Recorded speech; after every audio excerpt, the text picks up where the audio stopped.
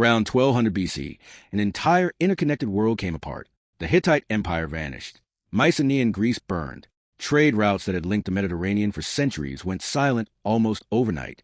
Only one major power walked away from this collapse, still standing. Its own record suggests it barely made it out alive. Egypt had been a dominant force for over 1,000 years by this point, a civilization so old that its own monuments were already ancient history to the people living through this crisis.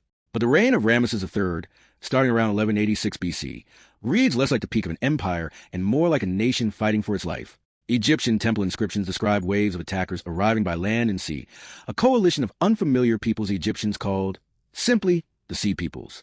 Reliefs carved into the walls of Medinet Habu show chaotic naval battles, capsized ships, and desperate close combat along the Nile Delta. Why would Egypt record this so vividly if it had already won easily? Some historians believe the scale of the carvings reveals just how close the threat actually came. Ramesses III fought at least 2 major campaigns against these invaders, one on land and one at sea, and claimed victory in both. But victory came at an enormous cost. While Egypt held its borders, everything around it was falling apart. Trade partners disappeared. Tin and copper, essential for making bronze weapons and tools, became harder to source as the shipping networks that once connected the Mediterranean broke down. Papyrus records from this era describe worker strikes at royal tomb sites, the first recorded labor strike in human history, triggered by delayed grain payments. Was Egypt's survival really a victory, or just a slower collapse? Even after repelling the Sea Peoples, Egypt's power steadily weakened.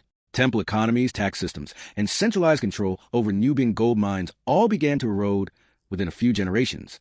By around 1070 BC, the unified Egyptian state fractured into competing regional powers. Egypt didn't escape the Bronze Age collapse. It simply collapsed more slowly, cushioned by the Nile's reliable agriculture and centuries of accumulated stability that other civilizations never had. What does it mean to be the survivor of a collapse that eventually reaches you anyway? Egyptian art, religion, and administration limped forward for centuries afterward, a shadow of its former reach. The empire that once commanded the entire eastern Mediterranean spent the following centuries mostly looking inward. Egypt's story isn't really one of triumph over the Bronze Age collapse. It's a story about how long a civilization's foundations can hold, even while everything connected to it is already gone. Sometimes surviving a collapse doesn't mean escaping it.